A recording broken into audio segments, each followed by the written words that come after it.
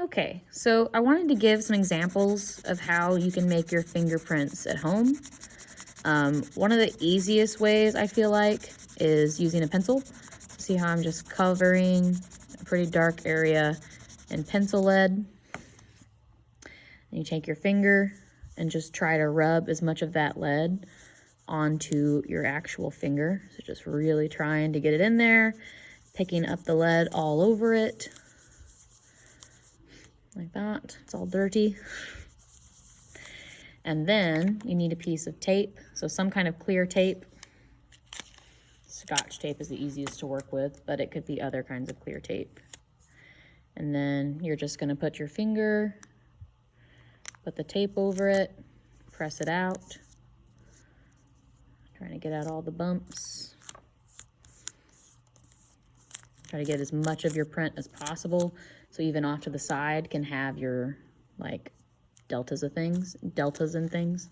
And then you pull it off and see there's my print. That'll be easier to see once you put it on white paper. So up here is where that print just got put. And I can see quite a bit of it. See all that detail? Now, these two were done with tape as well, just doing the same thing, putting it on my finger and taping it. But instead of pencil, it was actually eyeshadow powder.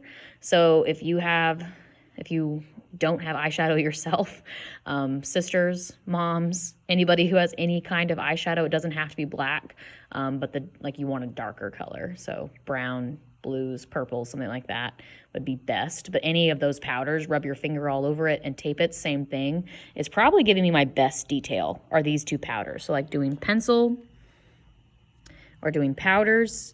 I even did the tape technique with flour. So that was just flour on my finger and did the tape technique. I did have to put it on a black folder though, or black paper, something like that. But if you didn't have any of the dark powders, the white powder of even like flour or cornstarch would work. Now, some other things that I did, actually one of the better ones, which is kind of weird, was these right here. Sorry, get my phone right. So I have that detail, that pinker one. That was too messy. It kind of had done a couple tries, but like those two are actually pretty good. And I did those with lipstick. So again, if you don't have your own lipstick, but if anyone in your house does, these are the two that I tried. So these are not glosses, they are ultra bonded lips. So it has to be something with pigment, so it can't be a gloss, but any kind of lipstick would actually work pretty good, it turns out. And then you wouldn't have to have tape. You would literally just, I got marker on my finger, just rub that lipstick on your finger and then press, and there you go.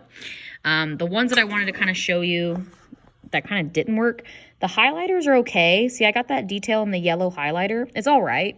It's just a bit hard to see because it's a highlighter, but it actually was all right. I just colored my finger with a highlighter and made an imprint.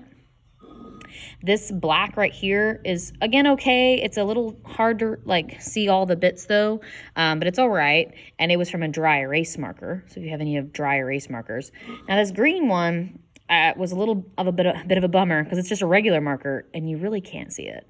Like that's not enough detail. And I tried several colors of markers and they're just, it doesn't give you the detail you need. So if I was gonna tell you like which way I would go, the powder and tape is probably the best for doing these prints at home. Eyeshadow powder or just a pencil, so coloring with a pencil really darkly, rubbing your finger on it, and then pulling it off with tape. And then we had the flower version. Those seem to be like giving me the best detail.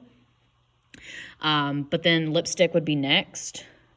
And then lastly, highlighters or dry erase actually have pretty good detail.